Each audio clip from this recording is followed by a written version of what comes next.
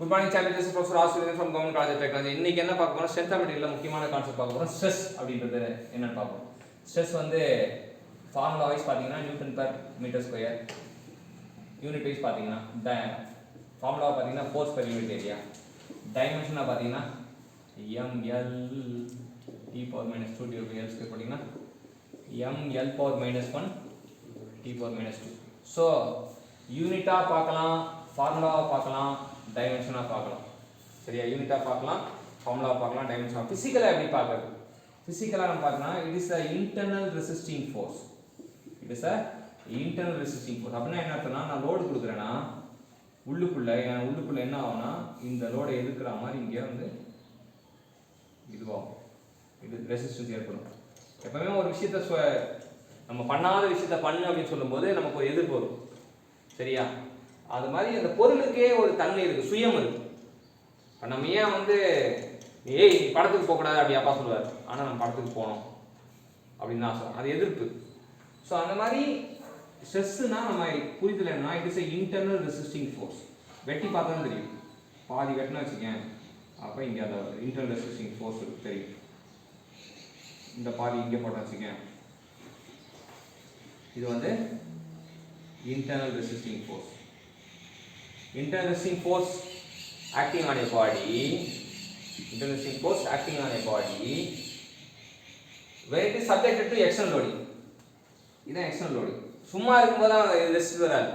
இதை பண்ணாத அப்படின்னா தான் வந்து ரெசிஸ்டன்ஸ் வரும். It is an internal resisting force acting on a body when it is subject to external load per unit area. Per unit area. இது வந்து யூனிட் ஏரியானா என்ன அர்த்தம்? இது வந்து 1 மீட்டர் ஸ்கொயராக இருக்கலாம், இல்லாட்டி 1 mm ஸ்கொயராக இருக்கலாம், இல்லை 1 சென்டிமீட்டர் ஸ்கொயர் இருக்கலாம். 1 தான் unit. It is internal resisting force acting on a body when it is subject to external load per unit area. per unit. அதோட முடிஞ்சு போச்சா? அந்த internal resisting force எதுக்காக ஏற்படுதுன்னா, இப்போ நம்ம ஏன் ஃபோர்ஸ் கொடுக்குறோம்னா, ஃபோர்ஸ் கொடுத்தா உருமாற சொல்றோம், டிஃபார்ம் பண்ண சொல்றோம். So internal resisting force acting on a body when it is subject to external load per unit area against deformation. So அதான் வந்து ஸ்ட்ரெஸ்ஸுக்கு ஆன கரெக்டான விளக்கம். எப்படி சொல்லணும்னா, internal resisting force acting on a body against deformation when it is subject to external load per unit area அப்படின்னா முடிஞ்சு போச்சு. ஸோ அது ஸ்ட்ரெஸ். இப்போ நான் ஸ்ட்ரெஸ்ஸுக்கு நான் இந்த டாபிக் வந்து லேர்னிங் சார்ட் வந்து ஸ்ட்ரெஸ்ஸுக்காக இது பண்ணல. நான் லேர்னிங் சார்ட் கொண்டு வந்தது எதுக்குன்னா ஸ்ட்ரெஸ் ஸ்ட்ரெயின் டயக்ராமுக்காக. Stress strain. இப்போ ஸ்ட்ரெஸ் ஸ்ட்ரெயின் டயக்ராம் பார்த்தீங்கன்னா இது டக்டைல் மெட்டீரியல் இந்த மாதிரி இருக்கும். பிரிட்டில் மெட்டீரியலுக்கு டஃப்னு ஓடும். இது பிரிட்டில் மெட்டீரியல். ஸ்ட்ரெயினுக்கு வந்து நோ யூனிட். ஸ்ட்ரெயின் வந்து நம்ம ஆல்ரெடி பார்த்துருக்கோம். ஸ்ட்ரெயின்னா change in length by original length metre per metre அப்படி சொல்லலாம், இல்லை நோ யூனிட் சொல்லலாம். ஸ்ட்ரெயின். ஸ்ட்ரெஸ் ஸ்ட்ரெயினில் நம்ம பூர்த்திக்க வேண்டிய விஷயம் என்னன்னா, what is slope of the stress strain curve அப்படின்னு வாங்க. ஸ்லோப் வந்து m = dy/dx. எப்பவுமே கிராஃப் இன்ஜினியரோட ஒரு லாங்குவேஜ் வந்து பிசிக்கலா சொல்றது. பிசிக்கல்னா internal resisting force acting on a body against deformation when it is subject to external load per unit area. அது பிசிக்கலா சொல்லியாச்சு. கிராஃபிக்கலா சொல்லலாம். ஸ்ட்ரெஸ்னா கிராஃபிக்கலா, ஸ்ட்ரெஸ் ஸ்ட்ரெயின் ரிலேஷன் வந்து கிராஃபிக்கல். இன்ஜினியரோட இன்னொரு மொழி வந்து கிராஃபிக்கலான மொழி. சரியா?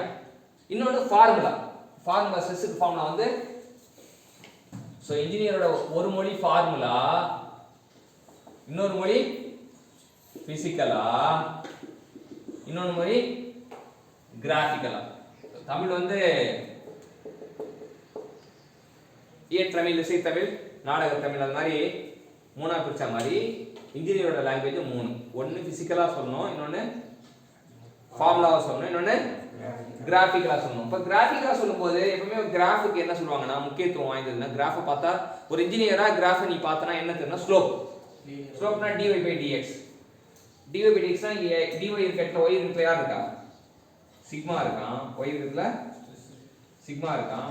x இருக்கட்ல, அப்ப இது வந்து Young's modulus. Slope of the stress strain curve